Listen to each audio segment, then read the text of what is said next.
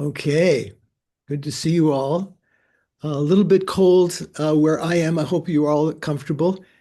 Um, let's begin with prayers of this last session of this unit.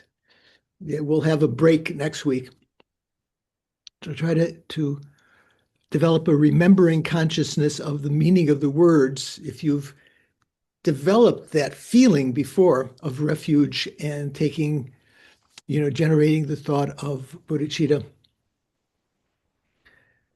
I go for refuge until I'm enlightened to the Buddha, the Dharma, and the Supreme Assembly. Through the collections I create through listening to the Dharma, may I become a Buddha in order to benefit migrating beings. Sangye Churang Soke Chognam La Changchu Badu Dagni Kyapsu Chi Dagi Chunyen Gipe Sognam Ki Drola Penche Sangye Drupa Sho Sangye Churang Soki Chognam La Changchu Bardu Dagni Kyapsu Chi Dagi Chunyen Gipe Sognam Ki Trola Penche Sangye Drupasho. By offering this ground anointed with perfume, strewn with flowers, and adorned with Mount Meru, the four continents, as well as the sun and moon, visualized as a Buddha realm, may all migrators enjoy a pure realm. O holy and perfect pure Lamas, from the clouds of compassion that form in the skies of your Dharmakaya wisdoms, please release a rain of vast and profound Dharma, precisely in accordance with the needs of those to be subdued, those to be trained. Idam Guru Rana Mandalakam Niryatayami. Okay, good to see you. Hi, Anna. Hi, Jennifer. We're going to begin with a little meditation, as is our tradition. Sit comfortably. Find your good position. Relax your body. Relax your mind. Place your attention on the breathing in front.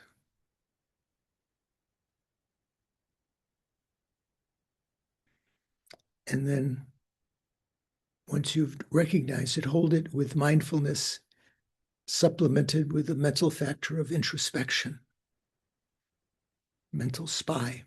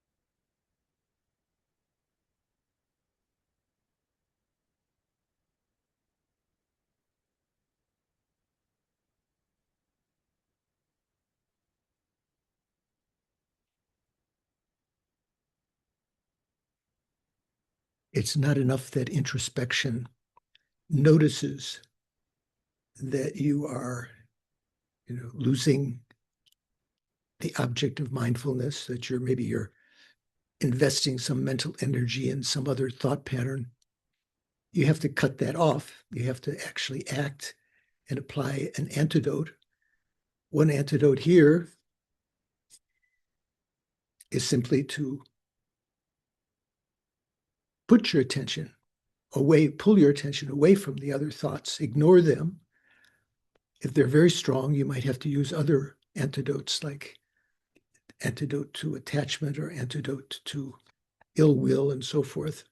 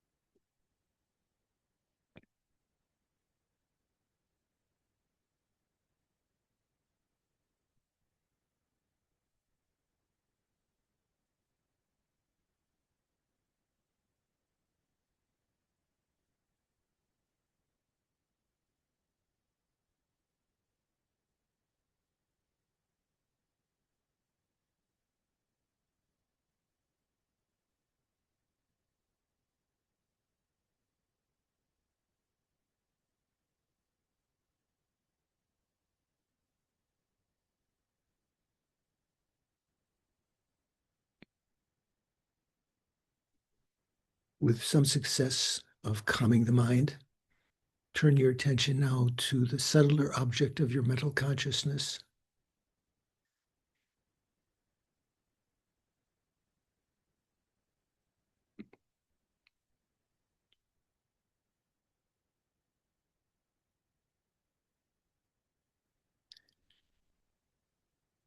Mental consciousness is not something we can directly perceive. Initially, we have to infer its existence by looking at its contents.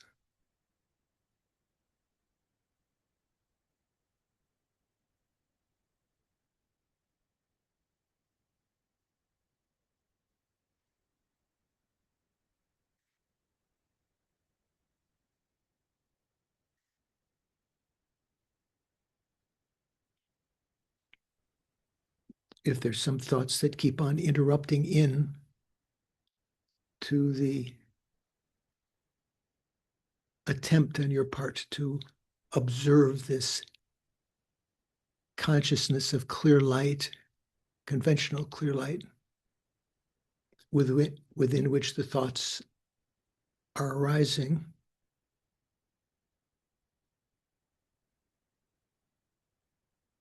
Remind yourself that their very presence indicates that the mind is offering no resistance to them, in the same way that the presence of a boulder at a particular location in time and space, that the presence of the boulder does not indicate that there is no space there. In fact, it means there must be space there for the boulder to occupy. Same way with the thoughts. There must be some spaciousness of the mind, a lack of obstructing contact, so to speak, for those thoughts to occur. In so doing, withdraw your attention away from the thought onto the subjective mind, trying to apprehend the clear light nature of the mind.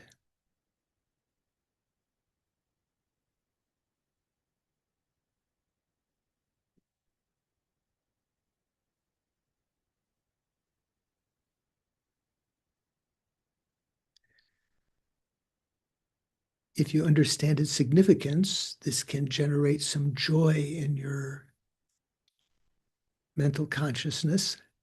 The fact that we can put into the mind all the good factors that we now lack. We can subdue and eventually abandon the negative states of mind so that they don't even occur at all.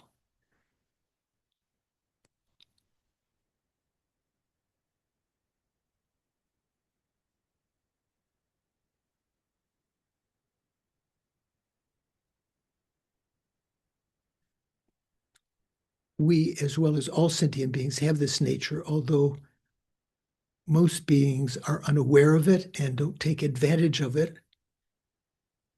But we have this moment of auspiciousness of a life of leisure and endowment,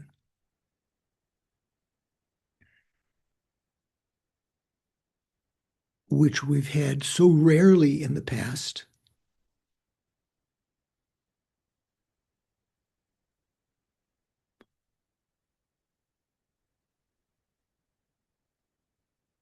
And the Buddha praised it as having this ability, the capability of developing the two great goals of nirvana or enlightenment.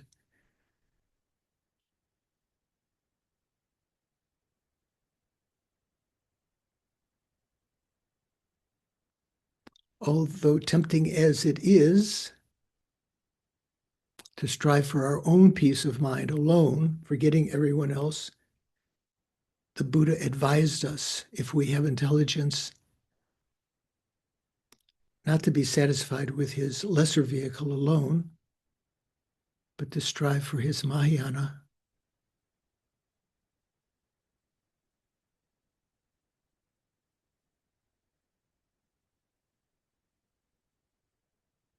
Encompassing all beings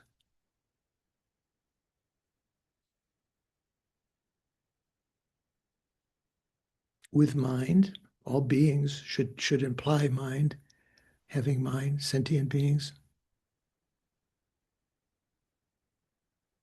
Whether they be friends, enemies, or strangers to our conventional appearance now in this life.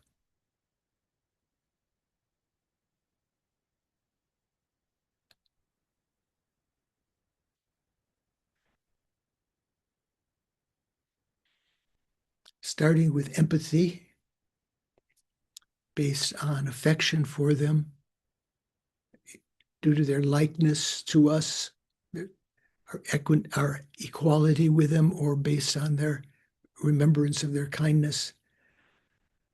Developing empathy based on that,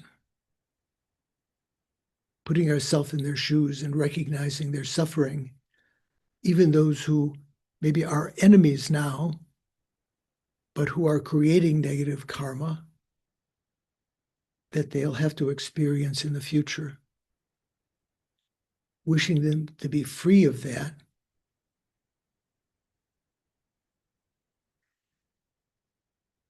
And recognizing our inability to lead them more than with just some words of advice right now. Our inability to lead them out of that suffering into higher states. So we desire to attain those states for ourself, state of enlightenment.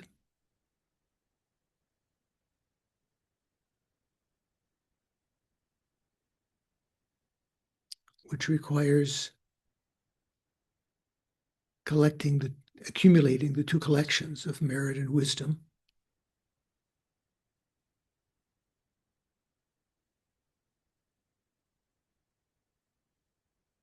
The Bodhisattva's 6 perfections, mainly, the first 5, mainly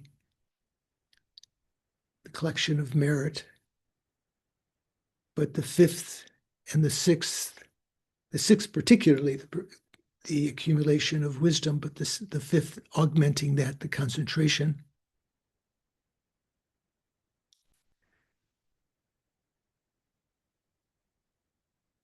The details of the collection of wisdom are explained in the Buddha's sutras, especially the higher Abhidharma, which in the Mahayana is called the Prajnaparamita Sutras, explained several hundred years later by Nagarjuna, once they had more or less disappeared from common view, and elaborated on by Buddhapalita and especially Chandrakirti.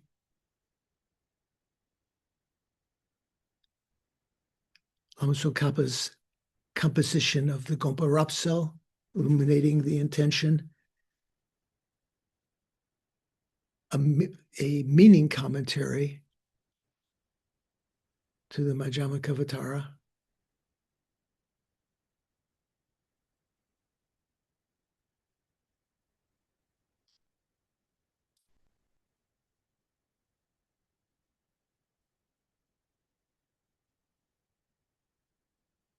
This is the basis of our study. I think I'm going to participate today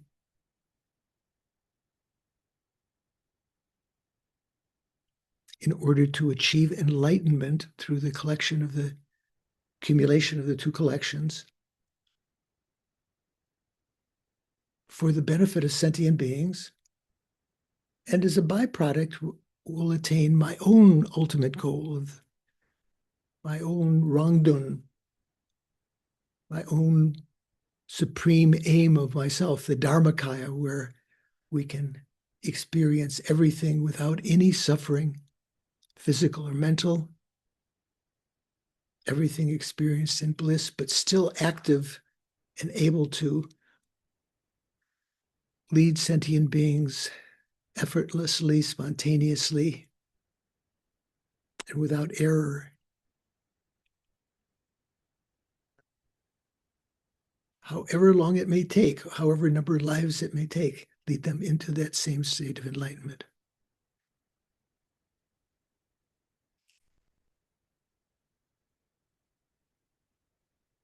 With that goal in mind,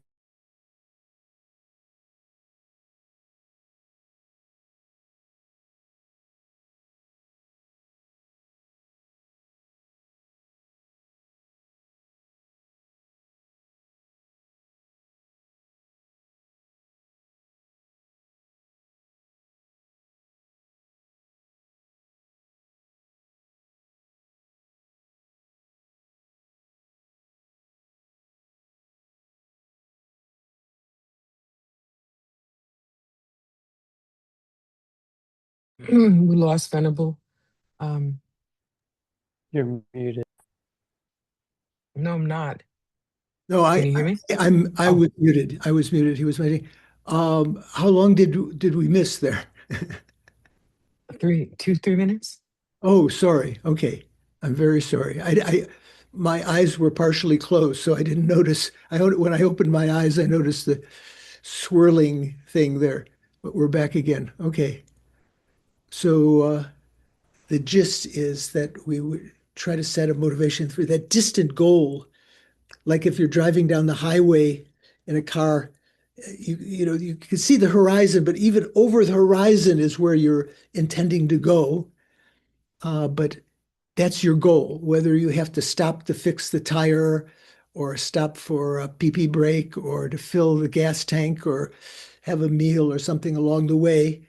Although those are indeed experiences you have, uh, your main goal is to get to that distant goal of enlightenment for the sake of sentient beings.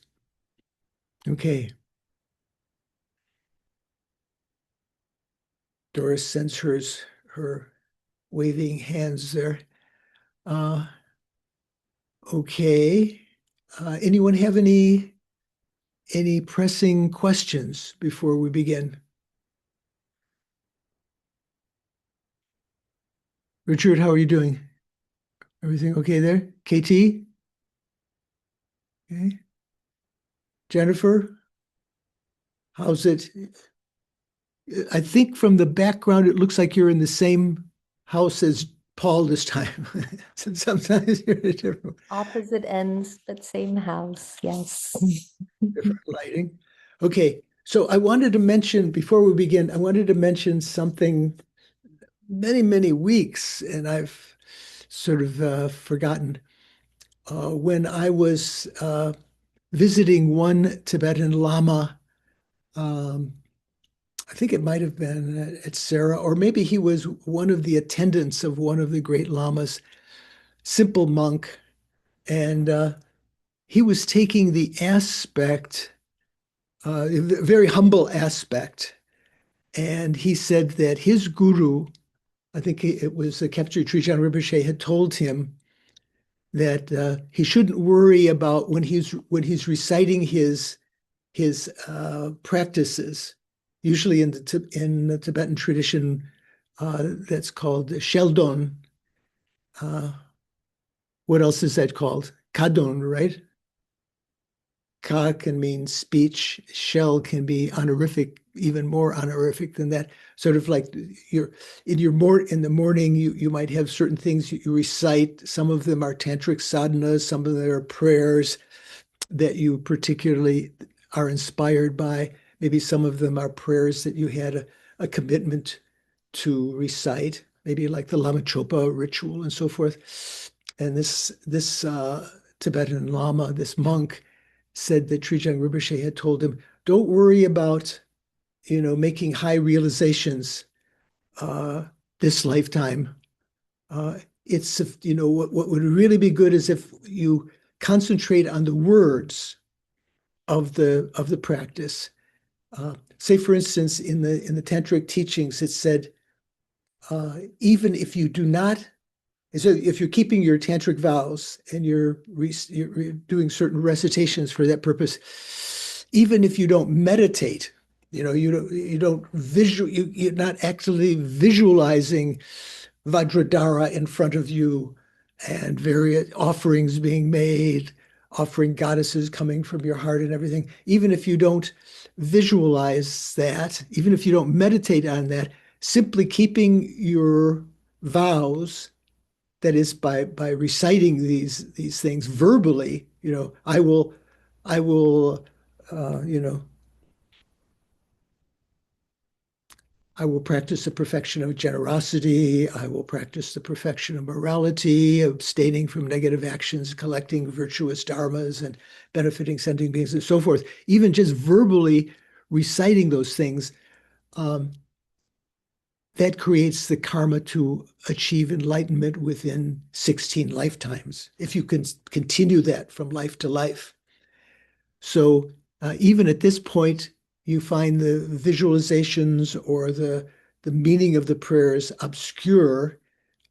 It's still worth reciting those and trying to think of the meaning. Eventually, by thinking of the meaning, there will be the appearance of visualization and you'll actually have meditation.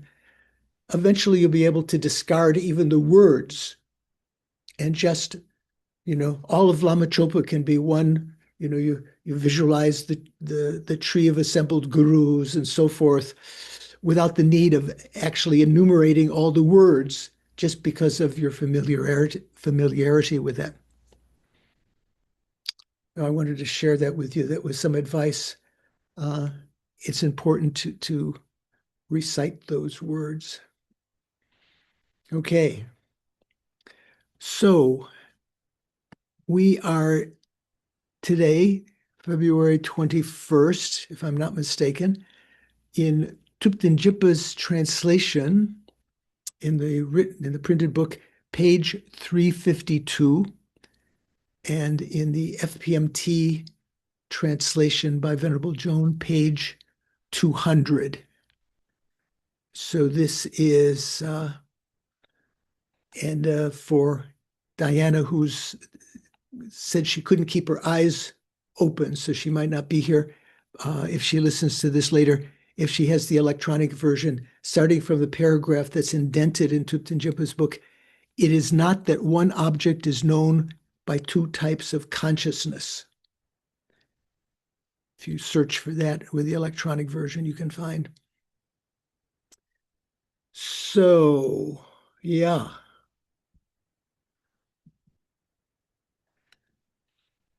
So just to give a little bit of orientation here, at this point when Geshe Sopa was teaching in 2003, this was on the 28th of July in the morning. He, as just at this point of where we are now, just to give some orientation, he said something like this. This subject is still part of the rejection of the production from others. Remember when we were talking about where we are in the text? At this point, Chandrakirti was engaging in the rejection of the production, trying to prove the selflessness of phenomena, first of all. Later, there will be an exposition specifically about the selflessness of persons. But right now, mainly talking about the selflessness of phenomena as being elaborated first. And amongst these, we've already rejected production from from self rather, samkhya, mainly the samkhya position, and then the production from others in order to show proper emptiness, rejecting each of the four extreme modes of production one by one. So rejecting production from self, from other, from both, from neither, and so forth. Self-production is already done, rejected. For production from others, cause and effect merely being different is not being talked about.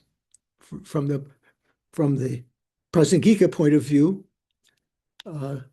production from others is viable with the proviso that you're talking about merely imputed others, not being because say for instance, the sprout is the cause of the seed is the cause of the sprout, right? So for production from others, cause and effect merely being different is not being talked about. This is not what's being rejected. We're talking about rejecting cause and effect as being inherently existent others. Inherently different nature of cause and effect, that is what is being rejected, right? So just get orientation of where we are.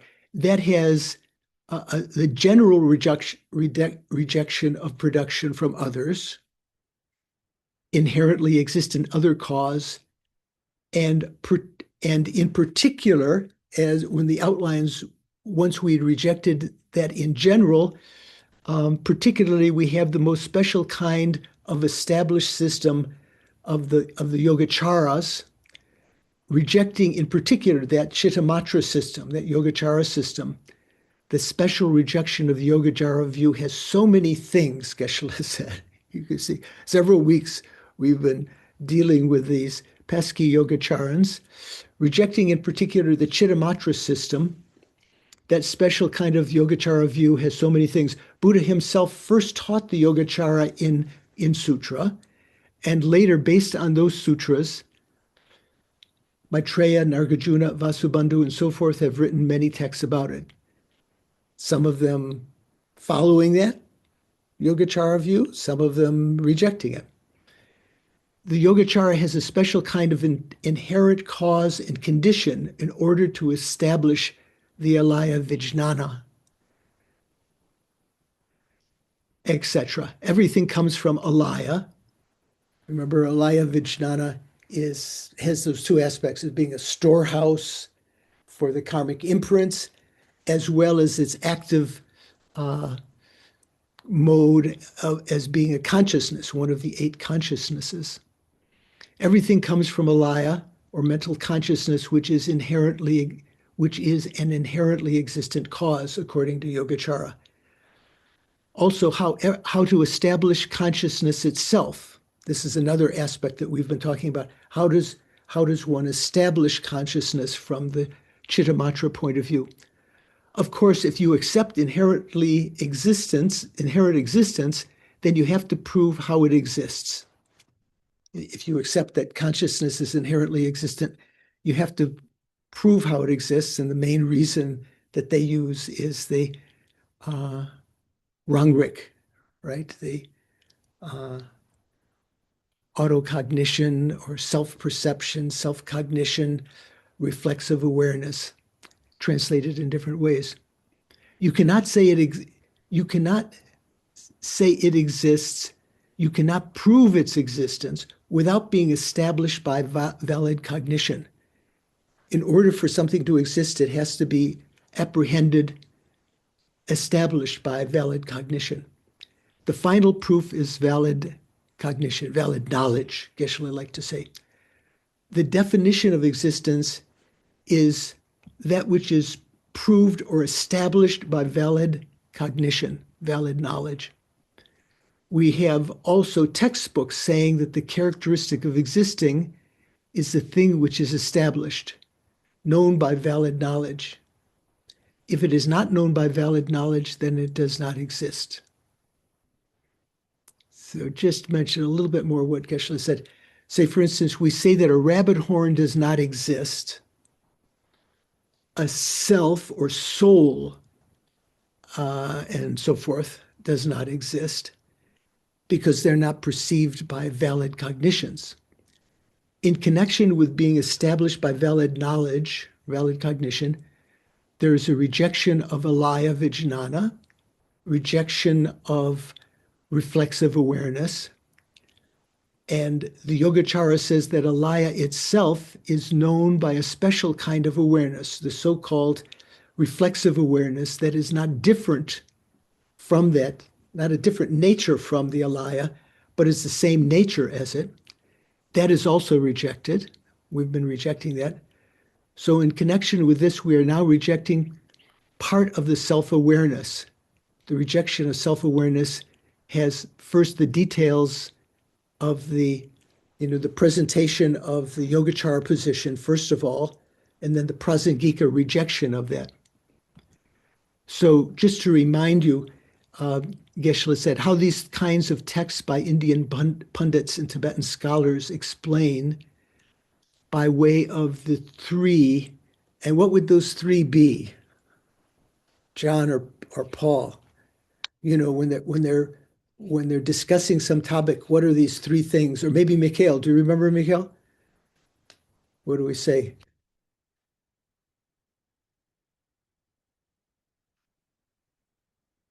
I didn't quite understand the question. So first of all, we reject the other wrong positions. Oh, Wrong Luke shock, Shen Luke got wrong Luke shock to Paul. Yeah. Asserting our own position, rejecting positions of others, dispelling objections to our own position. Right. So usually the Tibetans say gak shak pong sum, the three, as Paul elaborated what each of them means. So gak means dispelling or rejecting the system of others. And then once that's done, presenting your own position, shakpa, shak, gak shak. And then pong means even once you've presented your own position, other people are going to say, but listen, you got it wrong. Somehow your position has these errors. Then dispelling those objections. So we are in the position now of we've already presented, we've dispelled the position of the Chittamatrans, Gak. We have presented the Prasangika view of how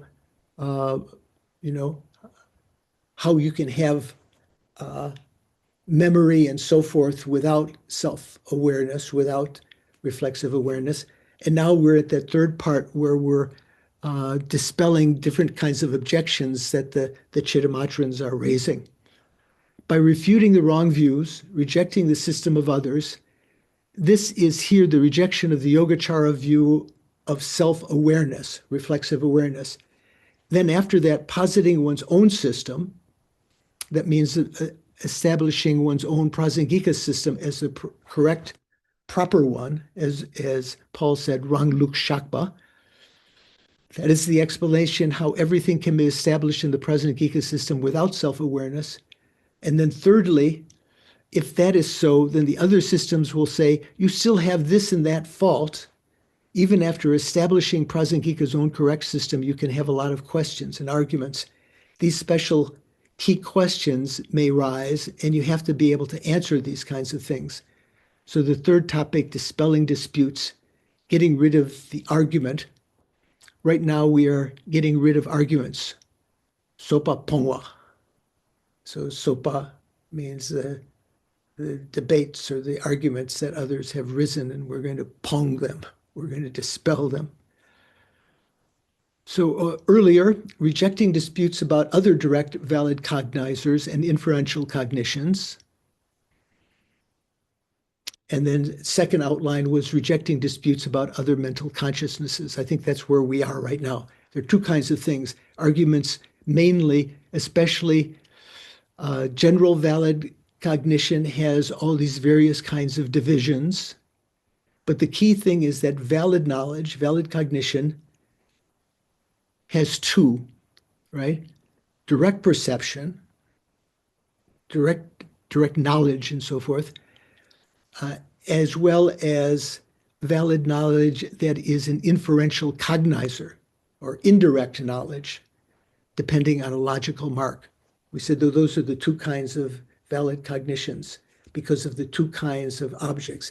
Manifest objects, or you could say apparent objects, prataksha, and hidden objects, gokgyur. And even gokgyur has two kinds. We have, we have Shinto, we have gokgyur and Shinto gokgyur. So gokgyur means hidden objects, like, for instance, shunyata or subtle impermanence are both hidden phenomena.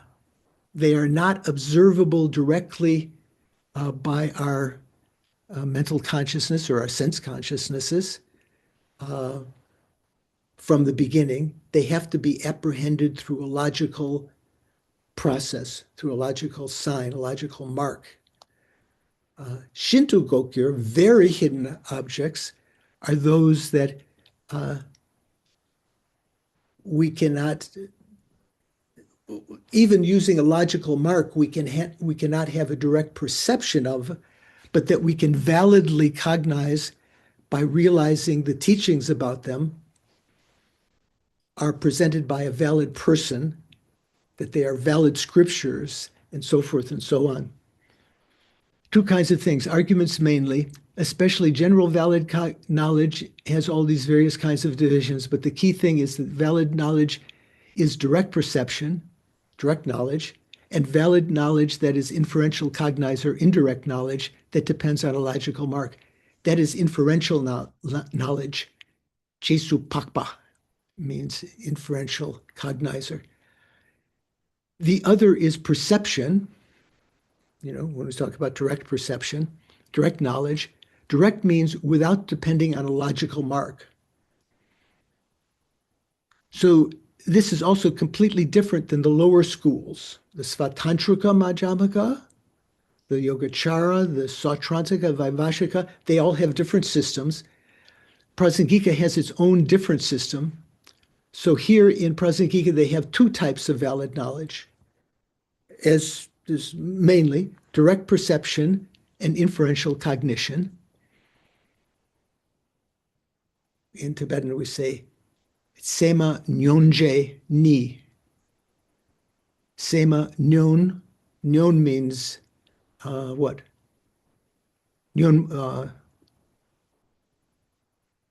manifest, like Nonsum. And J is short for Jpak. So Sema means pramana, has two, direct perception and inferential cognitions. Ni. Sema Nyonje Ni. The definite number of types of valid knowledge is only two. So if we talk about four, as we talked about before, adding testimonial valid cognition and valid knowledge through analogy that we talked about last Monday's class in detail.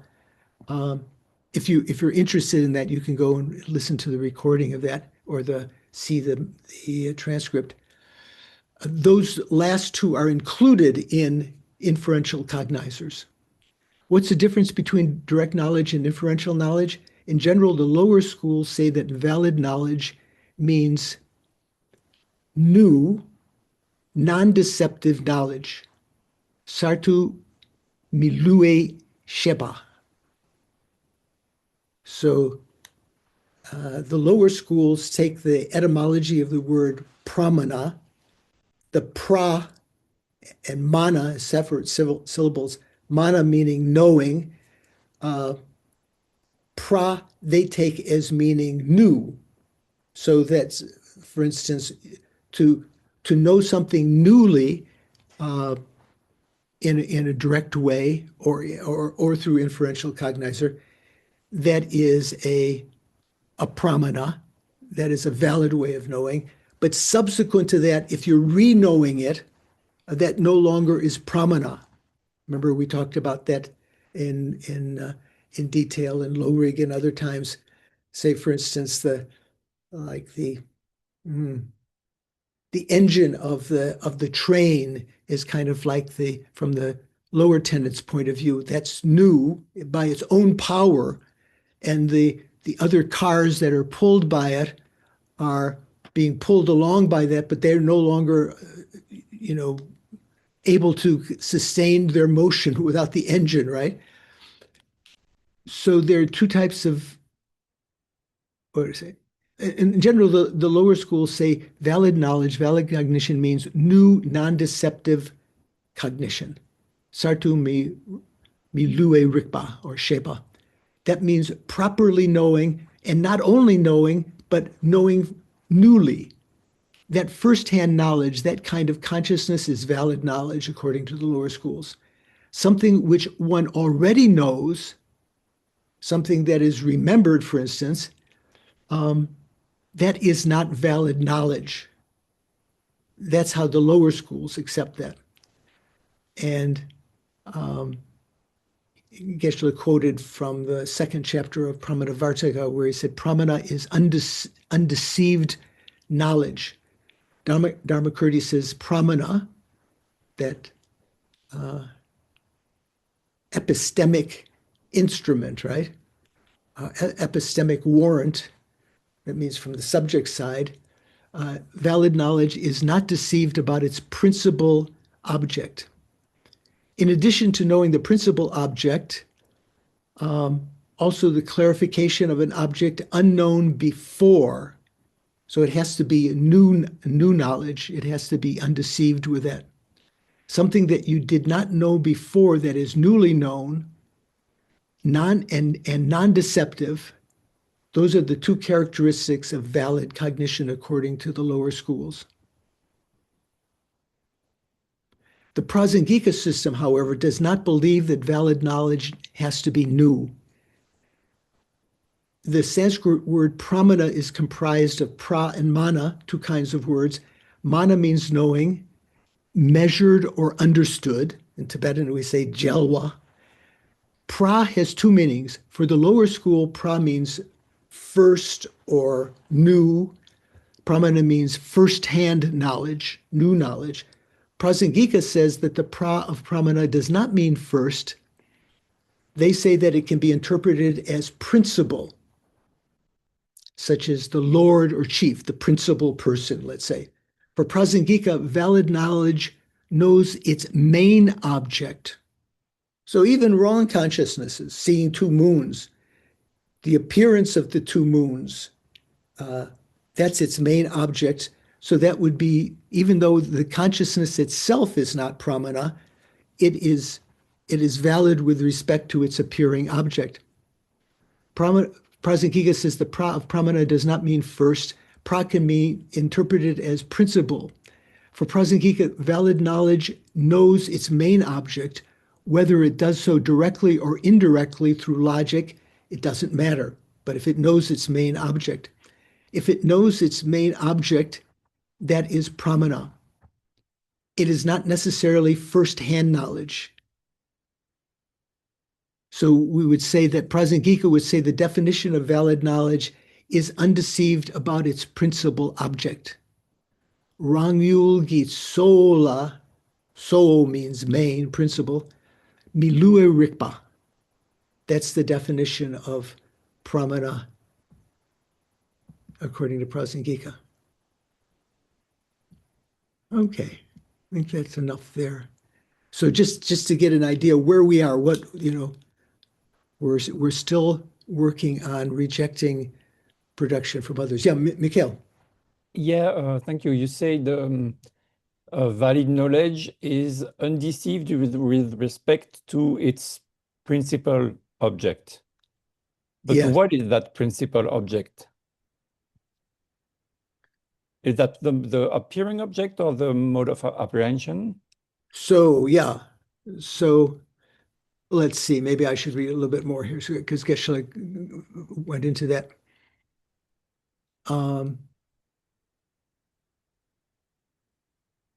Some consciousnesses have a principal object, yulgi soo, or yul soo. So, like when we talk about the three principal aspects of the path, so, and is also, and they also have a secondary object. The principal object is the object of the mode of apprehension, the zintangi yul. That's the principal object, the way of holding the object of the mode of apprehension. In addition to that, there is sometimes something else appearing. So, for instance, in conception, not only do you have the object that you are apprehending by means of the mental image, you have the appearance of the mental image itself. That's its secondary object. It's appearing object. Everything that appears is not necessarily held by that knowledge, right? For instance, in conception, there's the appearing object, but that's not what is being apprehended or held by that consciousness. What is being apprehended by that consciousness is the intended object, like the mental image, like the positive slide in your little gadget to see the Eiffel Tower or whatever, the White House. The actual object, the primary object, is the Zintangi Yul, the object of the mode of apprehension. Everything that appears is not necessarily held by knowledge. The appearing object is not one's own main object. We'll talk about that later. So when you talk about a mistaken consciousness that sees two moons, for instance, it is mistaken about its so the person who sees two moons, are they mistaken about what is their apprehended object, Mikhail? Two moons. So in that case, the appearing object and the apprehended object for them is the same. Yeah, for perception, yeah. Yeah. So mistaken consciousness, in Tibetan we say trulshe. Trulpa means mistaken. Or wrong, and also wrong consciousnesses, lokshe, for example, wrong eye consciousness, seeing a snow mountain as blue, or a kind of magical elephant, and so forth, or seeing a rabbit horn, falling hairs due to an eye defect. From these kinds, for those, whatever appears, for those eye consciousness, their main object is being held in the wrong way. So the object that is being held is also the same thing. So they're those holding objects, the objects of the mode of apprehension, which is what you're actually sort of getting at, such as the falling hair. There is in actuality no falling hair. Falling hair itself is the main object. The falling hair appears to the eye consciousness. That itself can also be appearing to the eye consciousness. Okay, so we're going to stop there, just to qualify that. So as Mikhail was asking, there are two kinds of objects: the primary object, that's the soul, and the secondary object. But with respect to certain consciousnesses, you can talk about them being pramana or valid with respect to their secondary object. So all consciousnesses are going to be, from the Prasangika point of view, valid with respect to their appearing object. Okay, so getting back to our text here. So this is a quotation from Chandrakirti's commentary to the 400 stanzas by Aryadeva, right? So Thupten Jinpa's translation says, "It is not that one object is known by two types of consciousness." Okay, that's a little bit controversial. Rather, that which arises first, and he has in brackets sensory consciousness. Say, for instance, we see the blue flower with our eye consciousness. That which arises first directly determines the object. Directly. The subsequent cognition does not perceive the object in a manner of direct engagement. So here, the subsequent cognition, meaning not the subsequent moments of eye consciousness. Prasangika would say they're still valid. What subsequent cognition means here is when you have a mental cognition of that afterwards. First, you see the blue flower, and then you start to think about it. Oh, that's blue. That's nice. Why does Tara hold a blue lotus? What all sorts of thoughts may come. The subsequent cognition, that mental cognition, does not perceive the object in a manner of direct engagement. It does not engage it directly. It arises and apprehends its object through the force of the preceding sense consciousness. And when this happens, we designate the latter also as having consciousness of that object. It arises, apprehends its object through the force of the preceding consciousness. So that's the quotation from Chandrakirti's commentary to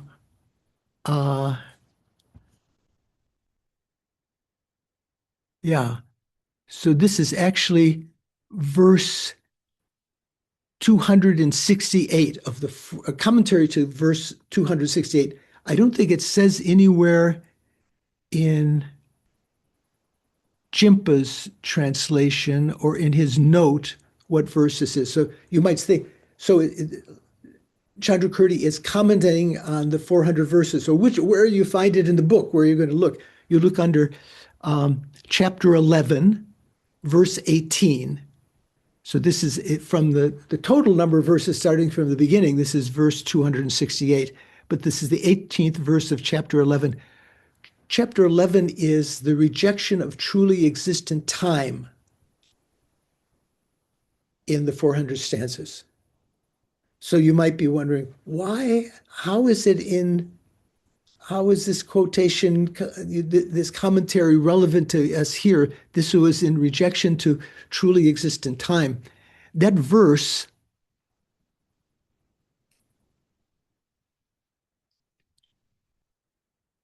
says, just as a single consciousness cannot apprehend its objects,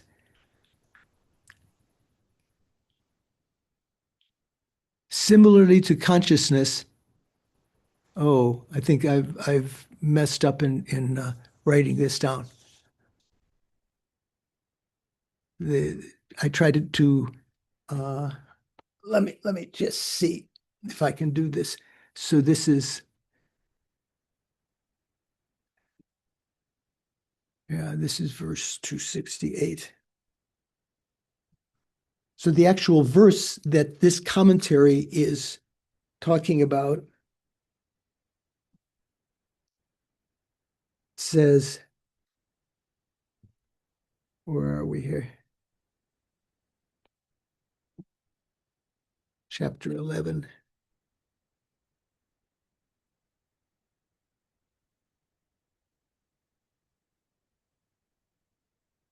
Sorry. Where are we here? Reviewing functional phenomena. Here we are. Chapter 11, verse 268.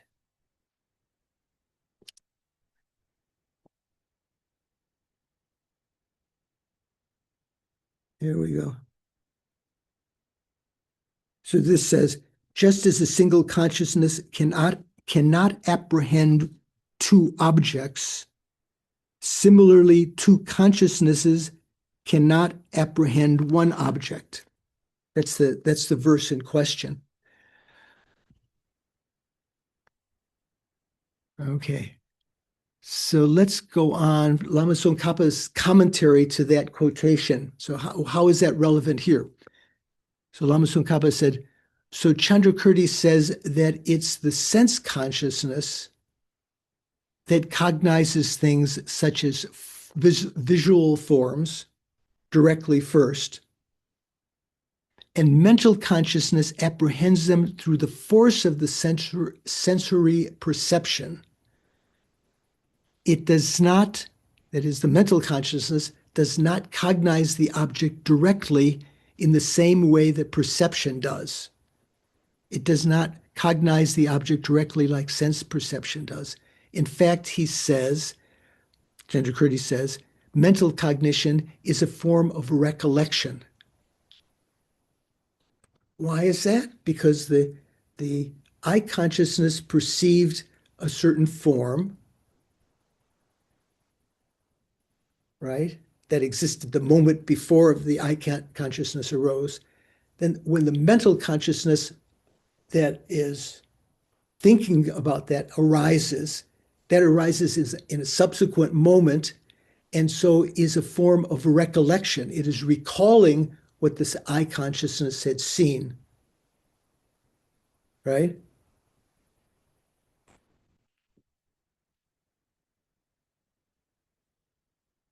Furthermore, Lama Tsongkhapa says, in the commentary on the 400 stanzas says, if mental cognition does not experience its object along the lines of feeling and so on, I'm sorry, I said if.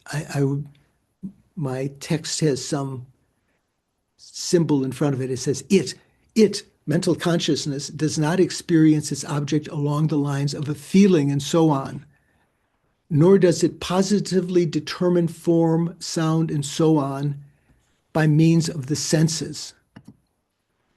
So what's that talking about? So again, this is commentary, Chandrakirti's commentary. So this is commentary to verse 207,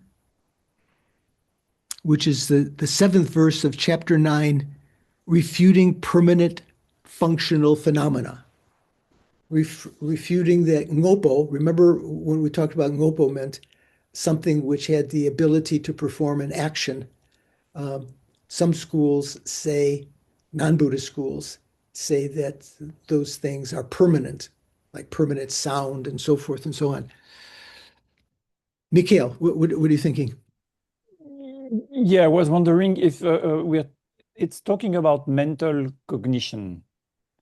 But is it in a wide sense any non-sensory mind, or is it only mental perception? It's talking about mental perception. So what are you Okay. thinking? So there are two kinds of perceptions or cognitions, sensory and mental. Is there a third? No, but when you say mental, I mean consciousness, you could be meaning conceptual consciousness. In general, mental consciousness is conceptual consciousness, right? It's only the very rare situations when it is a mental direct perception. And one of those is this exception that's being talked about here, feelings. When you have a mental perception of a feeling. So here, let's see how Venerable Joan translated this. Mental consciousness is also not a type of experience as are feelings and so forth. Nor is it that which apprehends form, nor is it that which perceives form, sounds, and so forth by means of the sense powers. So with regard to this, Geshe Zopa said in July 25th, 2003 in the afternoon, he said, it teaches two means: to see directly, ngungyur du jalwa. So ngungyur meant manifestly, right? Has two things. Objects such as visible forms, sounds, smells, tastes, tactile sensations, they are directly seen by eye consciousness, directly heard by your consciousness, and so forth.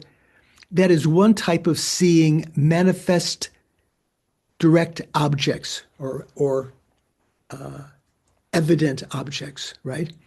Another is through mental consciousness. That is a direct perception. When you say feeling sorrow or sad or happy or joy, we were talking before class with Sean about this, right? The difference between physical feelings and mental feelings. When we talk about physical feelings of pain, we call them suffering or pain. When we talk about mental feelings of pain, we call them unhappiness or sorrow, right? That is one type of, let's say, another is mental consciousness that is a direct perception. When you say feeling sorrow or sad or happy or joy or something, Dewa, Dugnel, Tangnam, those inner feelings, that way, that kind of experiencing those things, that is another type of direct perception.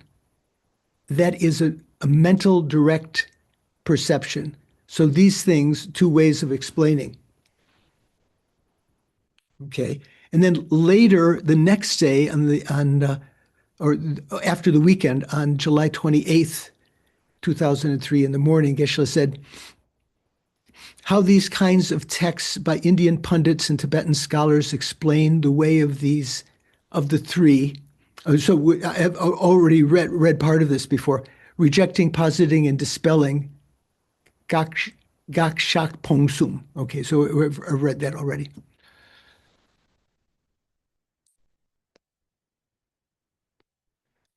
So this is, if you like to try to find that verse that this is meant to be a commentary of, it's a commentary to verse 7 of the chapter 9, refuting permanent phenomena, the 400 stanzas, and it just counting from the beginning, that's verse 207.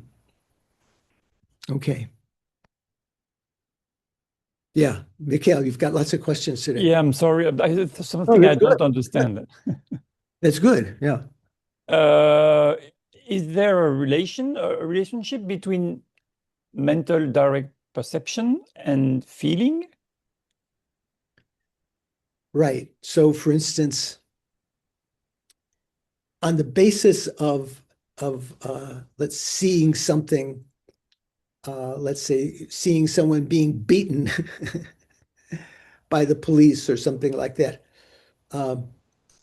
Would that generate an unpleasant feeling of I consciousness? What do you think, Anna? Generally not. Well, experiences of feeling of I consciousness are very rare, like say something which is soothing to the eye, like seeing some green plants or something that may be soothing to the eye consciousness and give a pleasant feeling of eye consciousness. But generally, seeing something that's pleasant is not going to generate a pleasant feeling of eye consciousness. Those pleasant feelings arise in the mental consciousness, right? So the mental consciousness that is experiencing those feelings is considered to be a direct perceiver, according to Prasangika. So that's what's being differentiated here. So other than it's so sort of eliminating that. If the quotation said, mental consciousness does not experience its object along the lines of a feeling in the same way that it experiences feelings. Venerable Joan had said, mental consciousness is also not a type of experience as are feelings and so forth,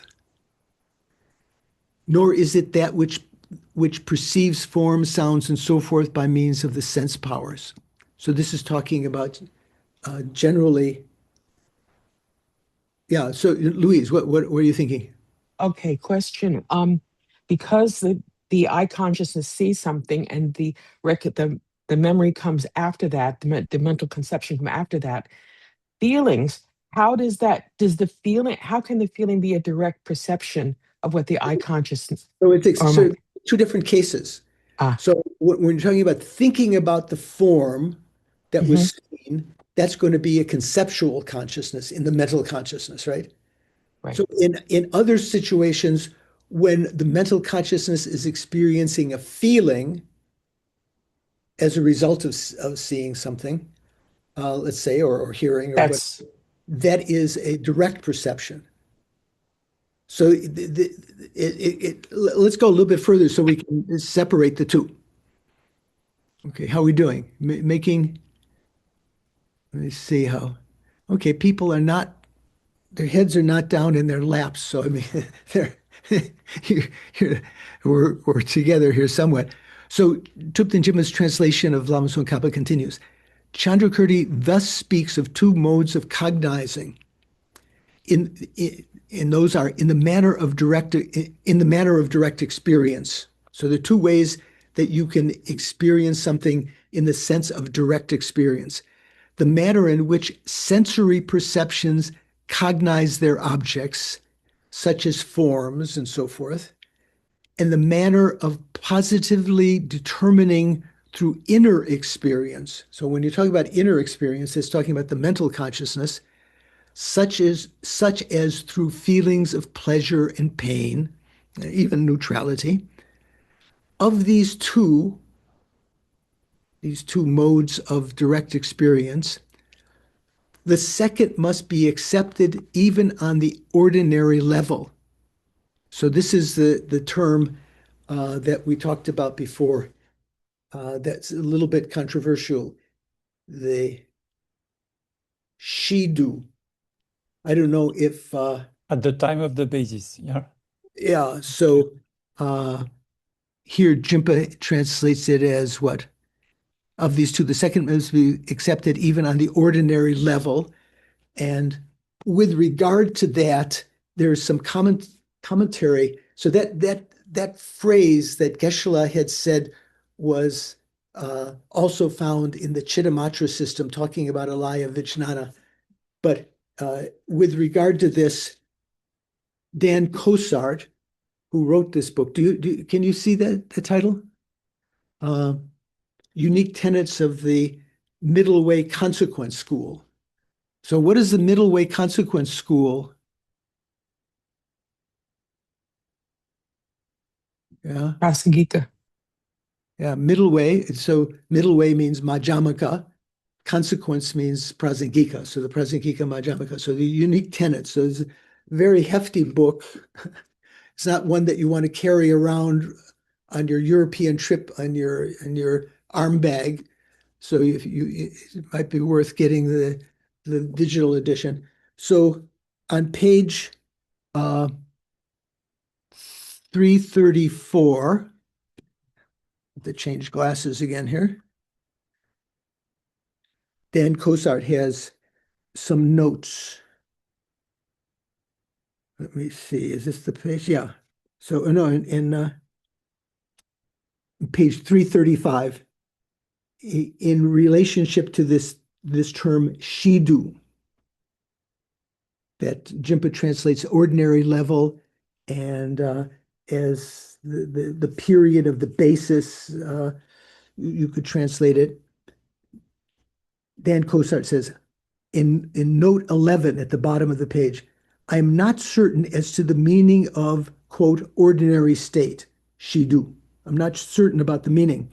In Tantra, there's a discussion of the basic or ordinary state, the path state, as opposed to the effect state, the resultant state of Buddhahood.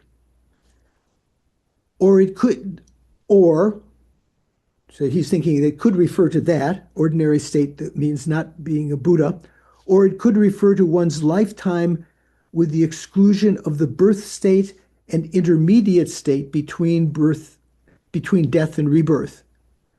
Or it could refer to waking life as opposed to dreaming and deep sleep. In either way, in any case, the point is that we experience through the mental consciousness not just sensory information, but also internal feelings. Okay, so I wanted to alert you to that. So if you have access to this text, you can investigate that section, because there he's talking about these same quotations that we're talking about here.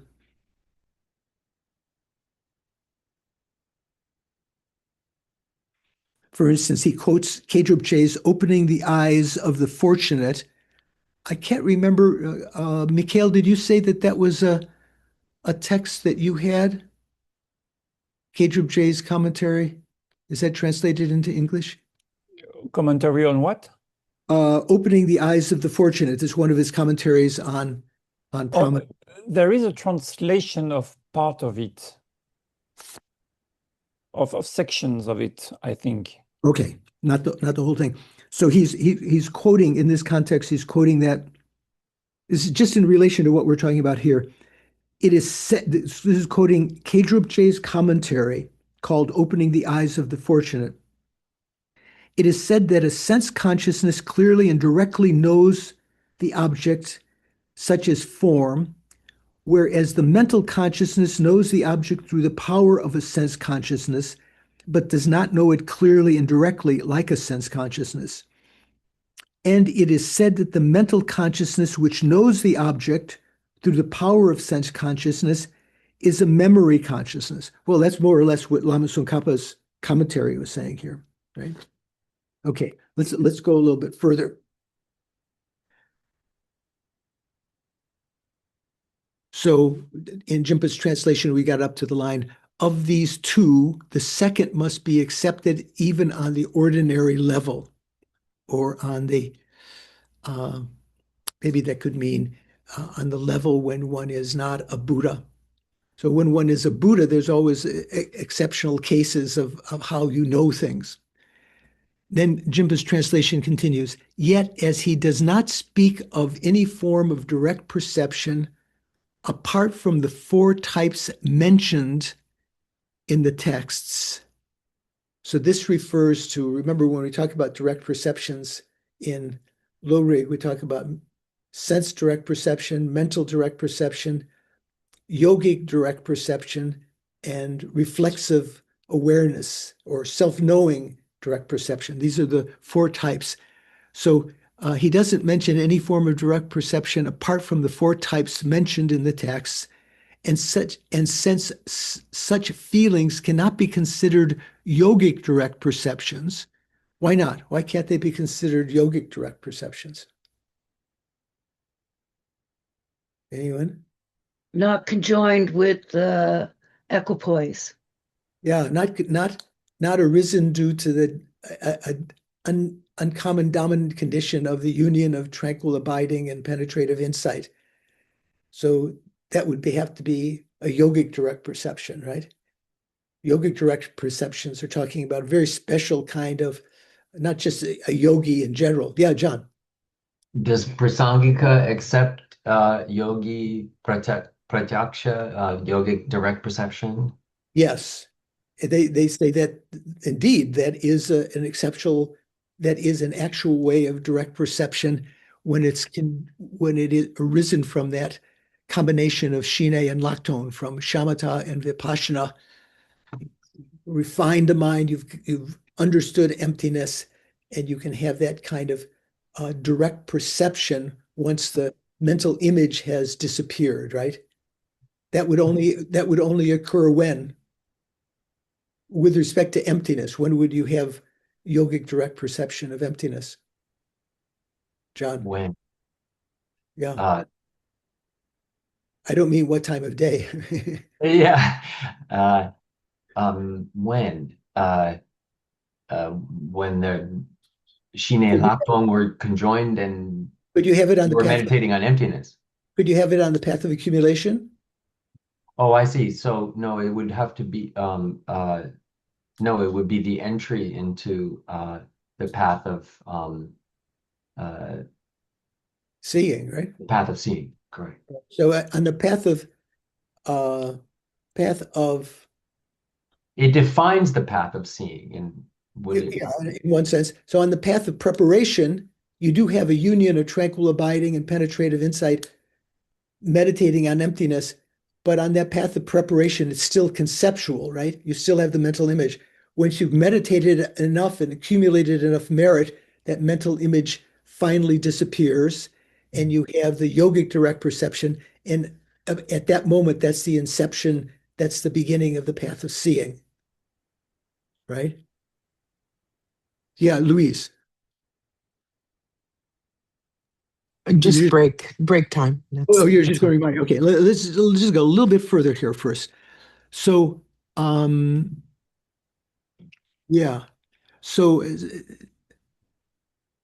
so it's said, yet as he does not speak of any form of direct perception apart from the four types mentioned in the text, and and since feelings cannot be considered yogic direct perceptions, that's what we were talking about. They cannot be considered reflexive awareness. They cannot be considered to be self-knowing direct perceptions. They must be understood as a type of mental direct cognition, mental direct perception. So, although Chandrakirti differs from the Buddhist epistemologists, that would mean mainly the school of Dignaga and Dharmakirti and so forth, he differs from them as to how mental perception is defined. It is not that he does not accept valid mental perception at all. So that those feelings in the mental consciousness have to be mental direct perceptions. So just let me read this next paragraph and then we'll take a break. Since, quote, to feel is an expression associated with activity by an agent. Remember when we talked about Jaje Lesum? I don't know if some of you remember. What does Jaje Lesum mean? Paul, do you remember? It's the object, the agent, and the activity. Right. The Jawa refers to the object that is being acted upon. Jaje, che means what? The activity, the action. The agent, right? And the agent. means, oh no, maybe sorry. Ja means the activity, J means the agent, and lay means the object which is acted upon, even though lay usually means action. Jaje Leistum, we talked about that before. Very useful to be able to analyze situations this way. There's always going to be an object acted upon. Let's say you're seeing something, that's the object that's being acted upon. There's the agent. There's the direct and indirect agent. There's the direct agent, that's the consciousness that's seeing it, and the indirect agent, that is the person who is the owner of that consciousness. The same way that when you're chopping a tree, the lumberjack or lumberjane, can I say lumberjane? To be inclusive, gender inclusive. So the axe is the actual direct agent of cutting the tree, and the person who's wielding the axe is the indirect agent. So you've got the object, the agent, and then the activity. The activity is the cutting, or the activity is the seeing, or the activity is the feeling, and so forth, depending on the situation. So since, quote, to feel is an expression associated with the activity by an agent, it has three aspects. This person feels, so that's talking about the agent, right? It is being felt by this means. What's that? That's the agent, right? I mean, that's the activity. And the third one, quote, this is what is being felt. That's the object. So the feeling itself that is being experienced. Of these, the second is a valid cognition. Oh, okay. So the person who feels, the agent, that's not a valid cognition. The activity of feeling, that is a valid cognition. It is being felt by this means. And this is what is being felt, the actual feeling of pleasure, pain, or indifference, and so forth. This is not a valid cognition. Of these, the second is a valid cognition.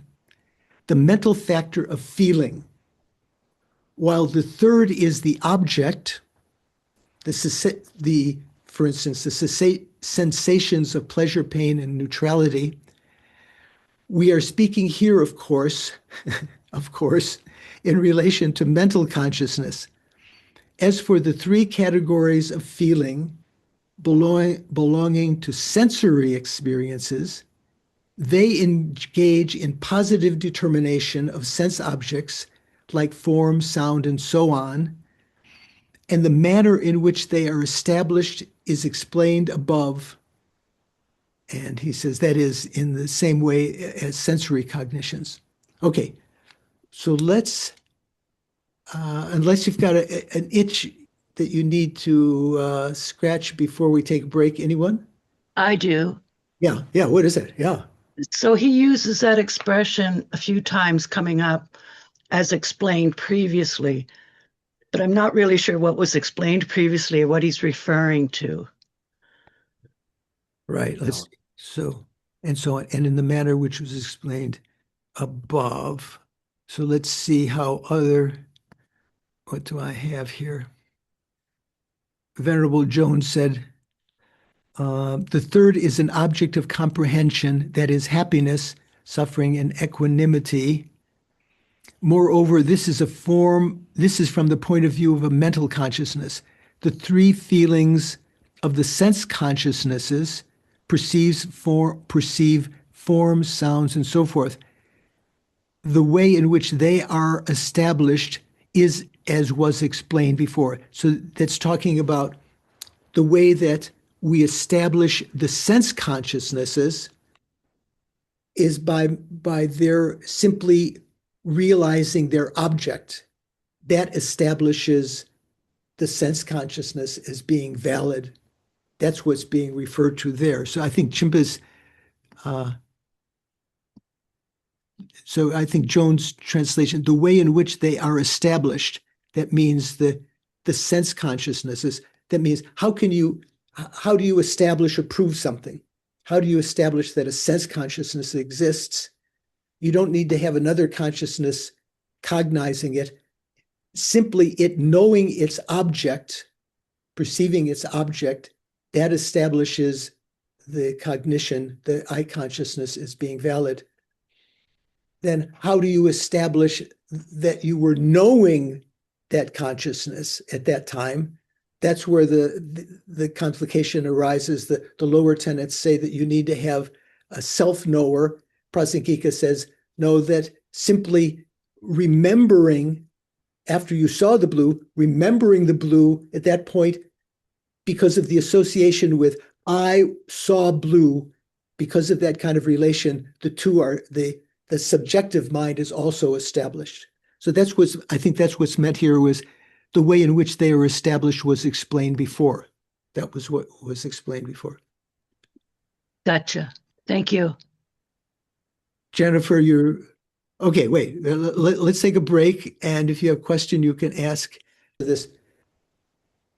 So in the break, we were talking a little bit about, the feeling that arises in I consciousness, as opposed to the mental consciousness that thinks about it later. So, for instance, there's some things that could cause pain to the I consciousness, maybe a very bright light after you come out from a dark room. Or Paul was suggesting, or I think maybe Mikhail also, if you saw some beautiful scene or saw a beautiful picture. So this is something we've talked about before, maybe in the lower classes. If you hear a beautiful, Mozart piano concerto or something like that, something. Pachelbel's canon. Say again? Pachelbel's canon. Okay, Pachelbel's canon. I don't know that. I didn't know that. So maybe that causes the mind to be happy. Is the ear consciousness experience pleasure from that? Could be. Why not? I'm not sure not. Okay, it might be very, very subtle. If it's something that is not jolting, it might be neutral. I'm not so sure that it would be pleasant, but the same thing with eye consciousness. You see, Van Gogh picture of what's the famous one? Daisies? Is it daisies or sunflowers? Sunflowers, something. Maybe you've seen it before, and it brings anyway the mental feeling of joy or pleasure or something like that. Does the eye consciousness experience pleasure? I think it can. Yeah, Okay, sure. so those two cases, Mozart's concerto and Gogh's painting, you bring an aboriginal from some area of Africa or from Australia who's never experienced Western culture at all, and you play Mozart's concerto. Are they going to feel? Maybe. I don't know. Okay, I'm posing that. If you think about it, not necessarily maybe they think, "What's this?" You show them Van Gogh. Is their eye consciousness going to go? Yeah, but saying there is some habit and cultural thing behind to feel it doesn't mean it's not. It has to be conceptual. No. I'm just saying.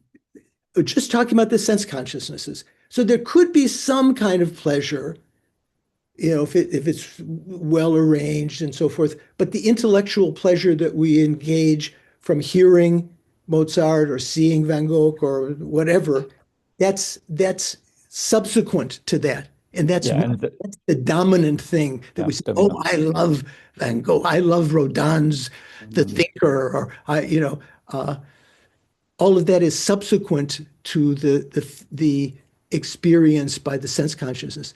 Jennifer, what do you think? Yeah, I was going to make that same case. It's just a funny story. Like, I play piano, and I was playing, and Genla Jamspal, who passed away a few years ago, was there. And there was a Western Dharma friend, and I was playing like Rachman and everything. He's like, "Oh my God, that's amazing," my Western friend. And Gen Jamspal was like, is that music? Is that considered good? Like he really was like, what? Really? And it was just so funny. Okay, that's a good example. Is that good? Yeah, and Genla Jamspel had been in the West for many years, so maybe he was teasing you a little bit. But. I literally don't think so. I think he was really like, these sound waves are coming and he doesn't, it's like a foreign language. It's not resonating. Or the opposite, like with Paul saying that if he saw a beautiful view at Kamakura, like the flip side, when you hear about meditators and they get more sensitive and it's like everything starts looking beautiful. Right. So Right. can you really say it's from the side of the object through a sensory experience, or is it more from the mental consciousness? Right. So before Sean, I want to ask Richard, because Richard's involved in the music industry, or the music endeavor. What do you think about this? Do you think there are some musical things that cause your ear consciousness to feel pleasure? No, no. I think that it's mental. It's all mental. Personally, and I think that Jennifer's story is a perfect example of that. There are a lot of times cultures that are non-Western listen to Western music, and they say your scales have holes in it. You know, you don't have all the notes. Where are all the missing notes? You know, because there are all these microtonal, what we call microtonal notes that that we don't have except in very special circumstances, but they're completely natural in India, for example, or in Indonesia. So yeah, no, I think I hadn't heard that before. Interesting. Yeah. personal, yeah. So yeah, before we continue, Sean, you have a question or a comment? Yeah, so if you have a direct mental perception and the second, well, I guess it doesn't matter whether it's mental or not, but if you have a conception, since they're saying conception is like remembering, can you have We're all because you say it the other way. Memories are conceptual minds. well, can you have a conception of a conception, or is it always connected to a direct You perception? can have a conception of a conception. What was I thinking? You're thinking about a conception you had before that, you know, something was something, and then later you say, what was I thinking? That's a conception of a conception, right? Okay. Yeah. But is that not based on the original direct mental perception? Is it not linked back to that original? To mental perception, you're talking about it, is that linked to a sensory perception? We're talking about the No, I different. said direct mental, like, because to have a feeling, the first moment of that feeling would be a direct perception, right? Or a direct mental perception. For Prasangika, even the subsequent moments are mental direct perceptions. Okay. But let's so hold a little bit. Mikhail, what do you think? Yeah, just about what we said just before about the feeling. But I just don't agree about the fact that having a feeling together with a view or a sound does not mean that the feeling comes from the object. That's not correct. I mean, all our feelings come from our karma, Right.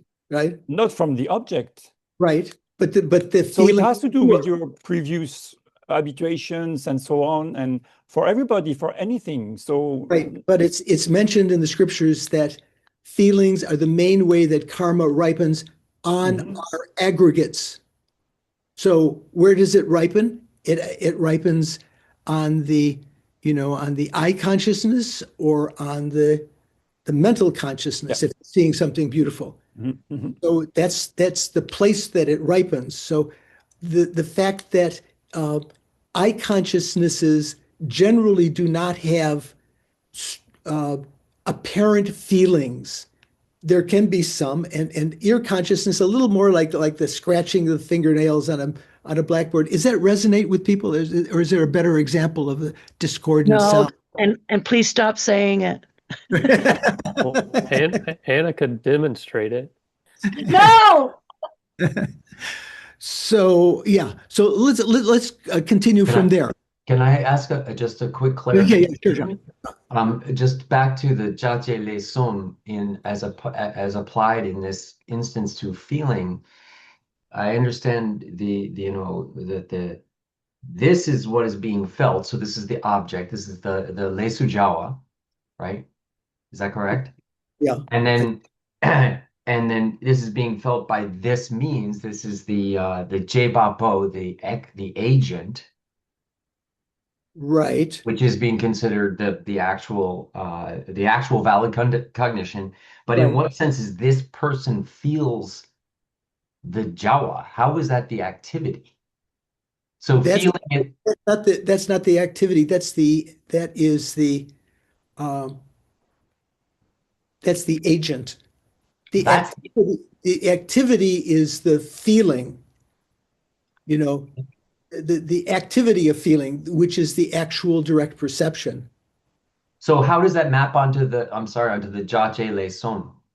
So ja, je, le, sum. So jawa means the activity. Yeah, Jepa po means the agent. agent, Le su jawa means that which is acted upon. right? So of those three, the uh, the actual mental feeling is the activity. So that's what? That's the Jawa, right? That's the Jawa. So it's just that I got confused because it seems to have resequenced it in this where it says the second is the valid cognition, um, as in this sentence at the beginning of the paragraph. Paragraph was that? Since to feel Oh is yeah, an expression associated with activity by an agent, there's three aspects. This person feels is being felt by this means, which is, as you're explaining, is uh, the activity, right, the feeling. right. And I'm just trying to make sure I follow. And this is what it being felt means the actual feeling, but the activity of feeling, that is what we mean by the mental factor feeling, the experiencing of the ripening of karma on that particular consciousness. Okay. Okay, yeah, think about it a little bit more. You're right in questioning that and trying to get that clear. Let's just see if we can go a little bit further. Following from that, in Chimpa's translation, he has in brackets question. So this is sort of a qualm. If the feeling within the mental cognition directly determines pleasure, pain, and neutral feeling, does this not constitute reflexive awareness? So if that's experiencing that, isn't that a self-knower that's saying? Let me just see what is the recording going? Yes, I think the recording is going, right? Yeah, recording's going, yeah. So there's a qualm here. You know, if what you, Prasankika, are saying, if the mental cognition directly determines pleasure, pain, and neutral feeling, isn't this the same as reflexive awareness? And the answer from the Prasankika point of view says, there's no such fault. You know, that's not a problem. Reflexive awareness, Rangrik, self-knowing, that has been refuted previously, refers to a bear that was the Yangawa, that meant the without any retinue, subjectivity alleged to be present in all mental states, which is inward oriented and for which the knower known duality has dissolved. So from the point of view of the Yogacharans, a self-knower doesn't have a sense of an object and a subject as other consciousnesses do. It is non-dual. Here, however, we are speaking of a unique class of subjective experience characterized in the sutras as feeling. Interesting, huh? To have it said that way. Here, however, we are speaking of a unique class of subjective experience characterized in the sutras as feelings. Sounds like we're talking about something you've never heard about before. We're talking about feelings, right? In everyday conventions of the world, too, one speaks of experiencing pleasure and pain. So, what is being experienced and the experiencer, that is the mental cognition. So, we're not talking about sense perception right now, we're talking about mental perception. So, in everyday conventions of the world, too, one speaks of experiencing pleasure and pain. So, what is being experienced and the experiencer, mental cognition, can be perceived as distinct. That means there is an experiencer and the experience. Hence, what we are speaking of here is not the same as reflexive awareness, which is supposed to be non-dual, no sense of subject and object, postulated by the opponent. Therefore, the existence of feeling, too, comes to be established simply through the experiencing pleasure and so on. Okay, a lot to chew on. Paul, you're in cogitation mode there. What are you thinking? No, I'm still remembering seeing landscaped trees at a Zen monastery in Kamakura. I'm sorry. I'll have to, next time I'm in Kamakura, I'm going to have to see that. Just literally, I had never experienced pleasure from sight before. And that was what was so striking about it. Okay. It was just Jennifer, in the actual.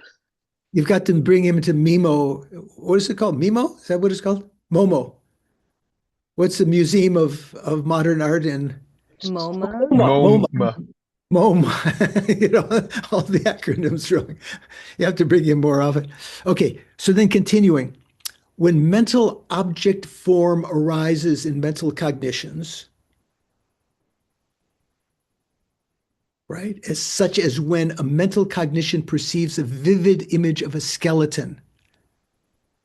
Remember, we talked about this before. When yogis sometimes can generate that perception in their mind so that it pervades, even overpowers their sense perception. So when they're walking around, everyone is superimposed with a skeleton to remind them of impermanence and death and so forth. That kind of practice. So when mental object forms arise in mental cognitions, so it's not arising in the eye consciousness, such as when mental cognition perceives a vivid image of a skeleton, they are established through their images appearing to the mind. How is it that the perceiving mental cognitions too come to be established in this way? Asking a rhetorical question. It is exactly the same as in the example of sense perceptions. Such objects are, however, distinct from the mental cognitions themselves. Okay, there's more to unpack there, but I wanted to sort of just continue so we end at some place where we can take up after 2 weeks. We're going to have a break next week. The text continues, on the question of how mental cognitions like the two self-graspings are established. Okay, yeah. How can you prove that we have the grasping to a self of phenomena and a grasping a self of persons? On the question of how mental cognitions like the two self-graspings are established, we should discern this in accordance with the following passage in Chandrakirti's clear words, the prasana pada, the clearly worded.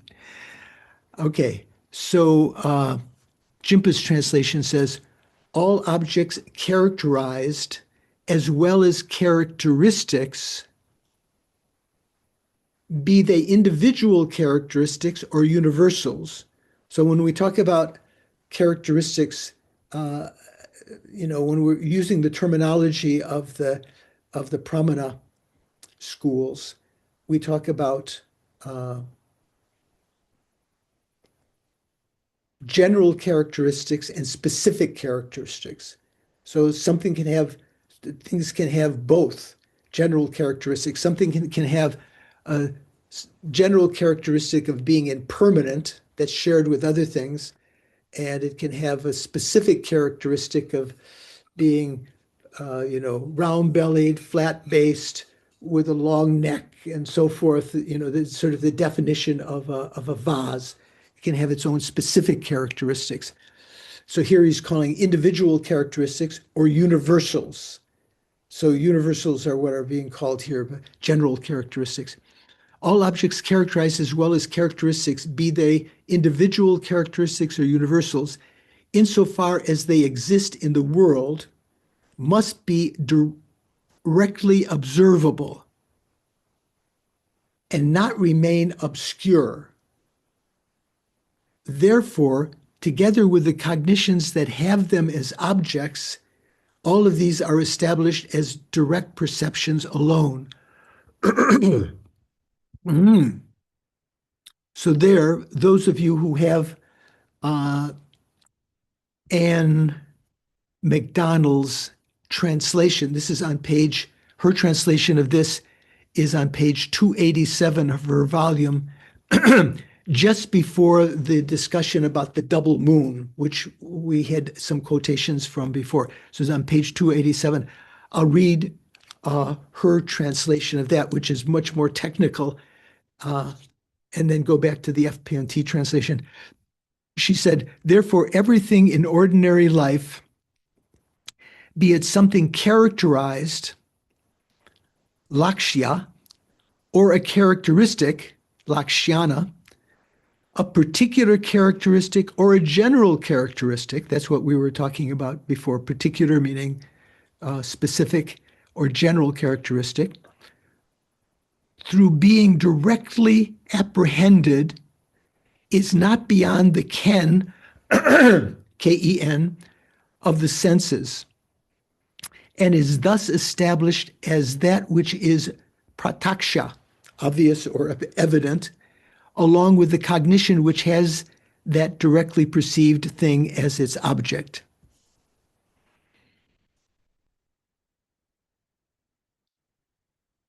Actually, I don't have Venerable Jones' translation of that right here. But anyway, okay, so that's the statement from Prasanapada. So Jimpa's translation of Lama Tsong Khapa continues, and so this is also talking from, I think this is also quoting the Bhasham, Chandrakirti's commentary to that.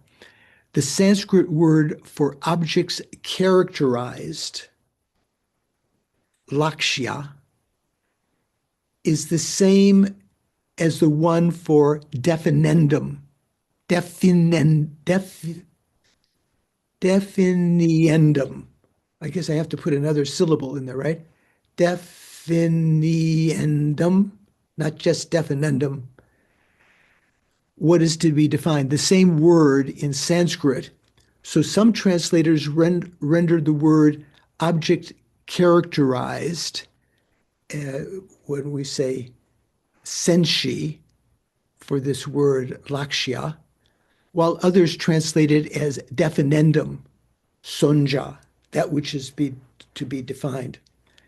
Since Chandrakirti's statement that the defining characteristics, which are the means by which something is defined, as well as the object characterized, that upon which something is defined, are directly observable, appears in the context of identifying what direct valid cognition is within the fourfold division of valid cognition.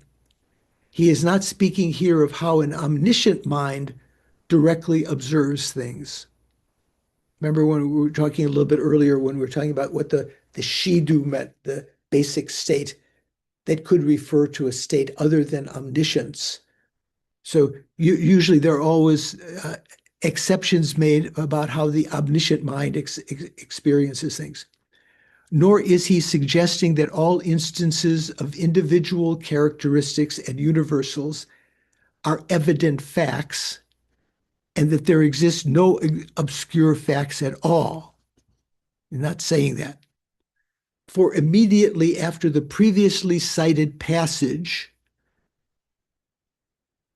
so what is that talking about? This is talking about the passage in Chandrakirti's clear words that we just read a minute ago that had the word general characteristics and specific characteristics. Right after that, he writes, an inference is a cognition that has arisen through the use of a faultless sign in the context of establishing an obscure fact. As soon as I read that, I was thinking of my uncle's famous definition of a window. I've told you many times, right? Does anyone remember? I've told Doris enough times. Doris, what's the definition of a window? Coughing. That's okay. A window is an orifice set in an edifice used for the transmission of luminiferous ether. My uncle, who was just a couple of years older than me, that was one of his favorites. So this thing says, an inference is, I immediately think a window is, an inference is a cognition that has arisen through the use of a faultless sign in the context of establishing an obscure fact, a hidden object. Then Lama Tsongkhapa's commentary says, nonetheless, whether it is the perception of individual characteristics or general characteristics, which he translates as universals, there does emerge in each of these cases the perception of that thing, and what is perceived is the direct object of that cognition. In this way, what is perceived and its subjective experience, the cognition itself, are characterized as being direct perceptions. Thus, Chandrakirti understands the term direct perception, or actually it just says, okay. Shankar just sent some excuse, apology. Deidre broke her foot last weekend. It is incapacitated. I had soccer, other things I needed to catch up on. Okay, you're forgiven. Once again. Thus, Chandrakirti understands the term direct perception, which actually is just using the word ngunsum, which is the Sanskrit prataksha, to apply factually to the object. That's the actual meaning of ngunsum. It's only indirectly and only derivatively the subject, the cognition. Remember, the actual meaning for prasangika of the word prataksha is the object, which is evident. And because a consciousness that perceives an evident object is related to that, it is secondarily, indirectly given the name ngunsum. Although in the lower tenets, the cognition is called prataksha. It's called ngunsum, and we call it a direct perceiver or an epistemic warrant or an epistemic instrument. And we say that its object is mungyur, is manifest. Later, the Prasangika says manifest means the same as evident. Okay, so let me read a little. Do I have enough time? No, I don't have enough time. So I just read a few sentences here. If all the appearances directly perceived by a given cognition are direct objects of that cognition, okay, so we talk about a given cognition having direct perception of something. So that could mean direct perception by the five senses or direct perception by the mental cognition, right? If all the appearances directly perceived by a given cognition are direct objects of that cognition, then in that case, those appearances would be evident to such cognition.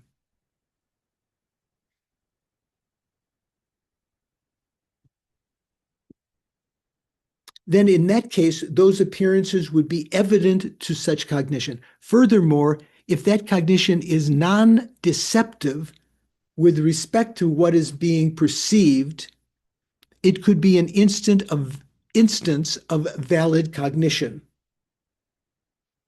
Or you could say because, in everyday convention of the world, non-deceptive cognitions are referred to as valid cognition. As for the fact that when cognition's perception of the object is established, cognition's perception of the object is established, we have to prove that, right? The subject becomes established as well, right? Remember, when we saw blue, we also at that moment established the existence of the subject mind that's perceiving the blue.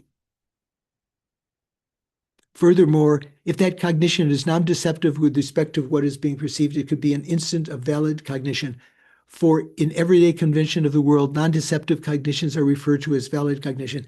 As for the fact that when a cognition's perception of the object is established, the subject becomes established as well, this is exactly the same as before. This being so, even in the case of such mental states as the two self-graspings, right? The grasping of self of phenomena and the grasping of self of persons, those mental states experience direct perceptions of the appearance of the two forms of selfhood.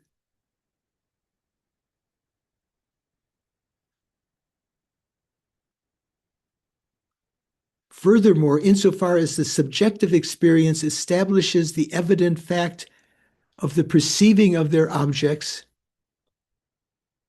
this is again exactly the same here as before. We're always going back to the example that Prasankhika used to say that how when you perceive an object, it establishes the perceiver of it as well. In this way, we should also understand other cognitions that are erroneous with respect to their objects of apprehension. In brief, although all mental states are equal insofar as their appearing objects, the perceived objects, are found to be evident, there is nonetheless a great difference in their validity with respect to their objects of apprehension, such as between the two forms of selfhood versus the two types of selflessness, and between permanence of, compounded phenomena versus impermanence of forms and so forth. Thus, the distinction between valid and non-valid cognitions can still be maintained. In addition, these mental cognitions described as being valid with respect to their appearing objects, having eliminated all other possibilities, must be recognized as direct valid mental perceptions in relation to these objects. Such mental cognitions cannot be direct perception in the form of reflexive awareness, since there exists a dualistic perception with respect to their object. So let's say we have a mental perception. So we have a conception of your mother's face. So your mother's face is the conceived object, the Zintangyu. The appearing object is the mental image. So that's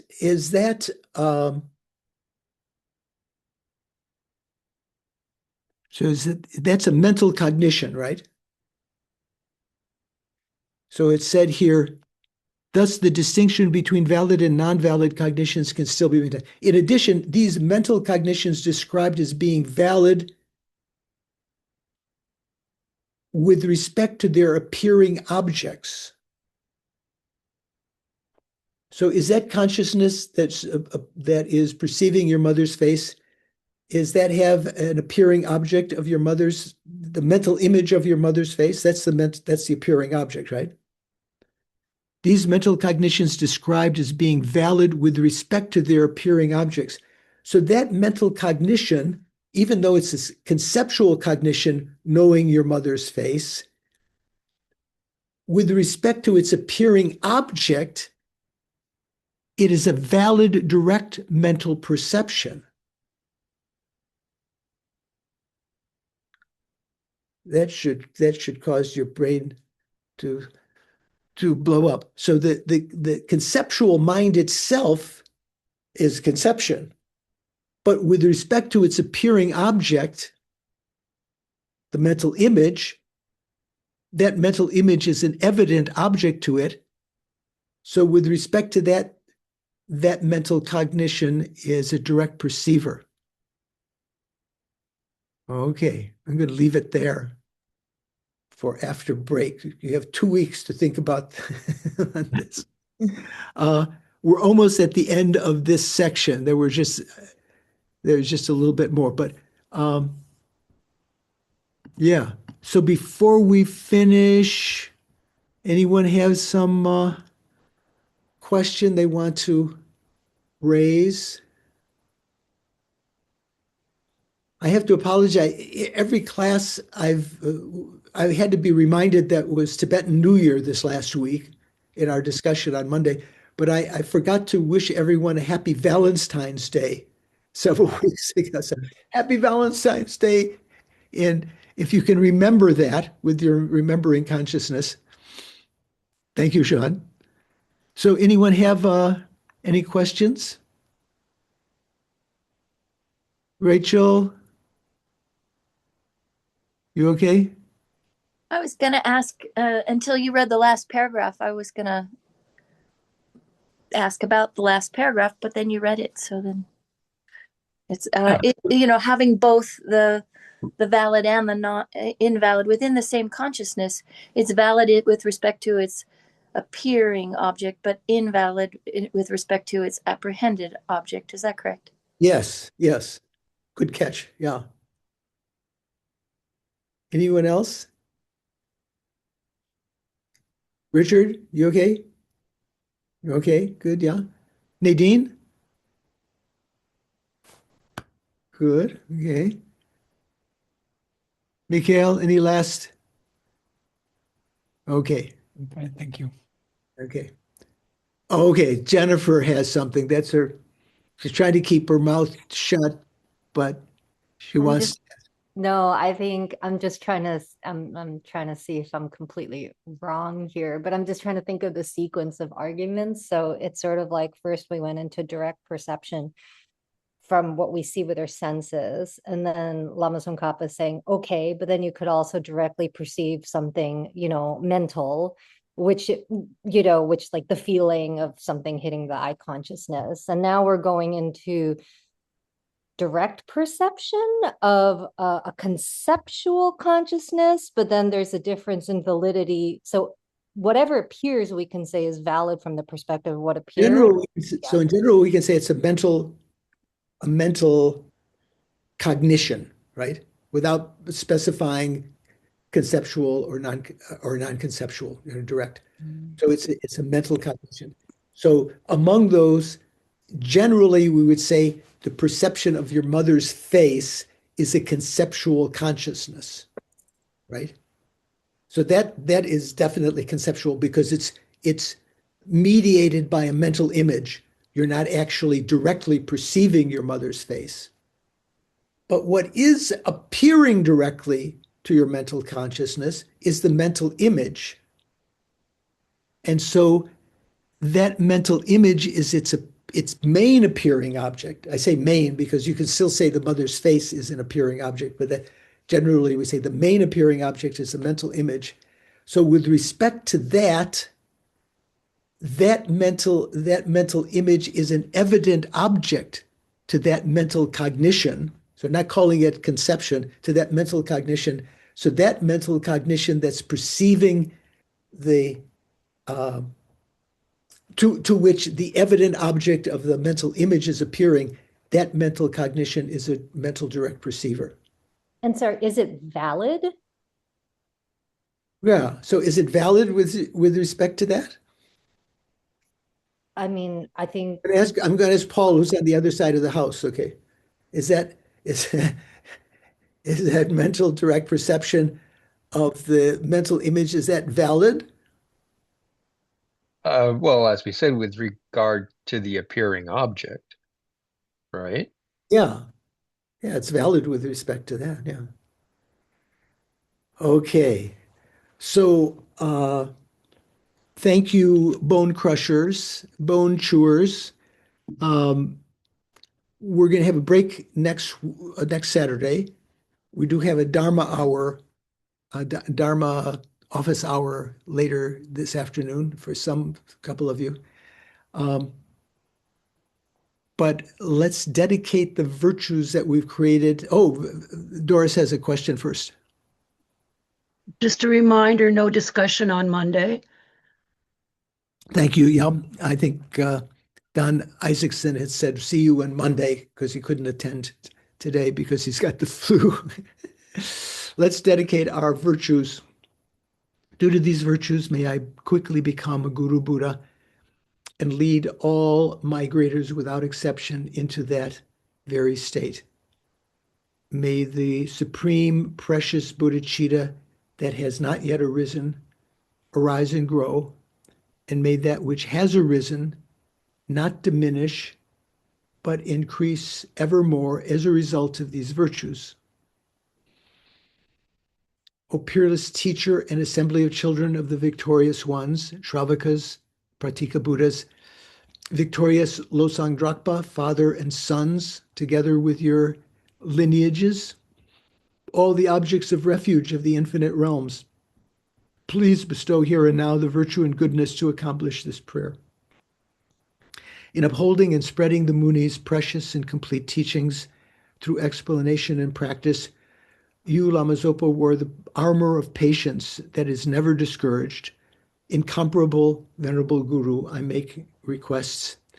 Sole gateway through which all benefit and happiness emerge, while striving exclusively for the welfare of the victorious one's teachings and for the welfare of mother living beings, you suddenly departed to peace, at which point I lost hope.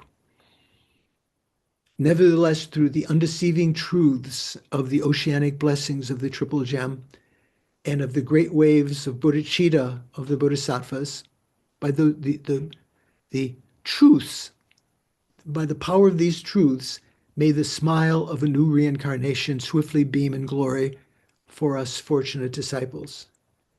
Finally, for all of our teachers, primordial, present, recent past, that we might have karmic imprints from, teachers of the future, you who are my eyes to view all the infinite scriptures, supreme gateways for the fortunate ones traveling to liberation, engaging with skillful means moved by mercy, illuminating spiritual friends, I make this request.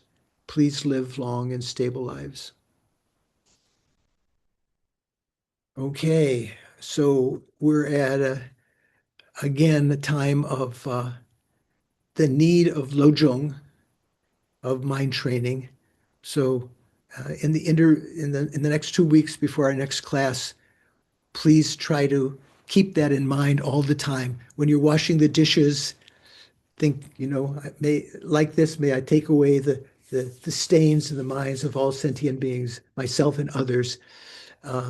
And when you encounter things that are incredibly evil in the world, which some people might perceive now, remember to think of it as an unprecedented opportunity to practice, compassion and equanimity and emptiness and so forth. So look forward to seeing you in a couple of weeks. No discussion on Monday. Take care.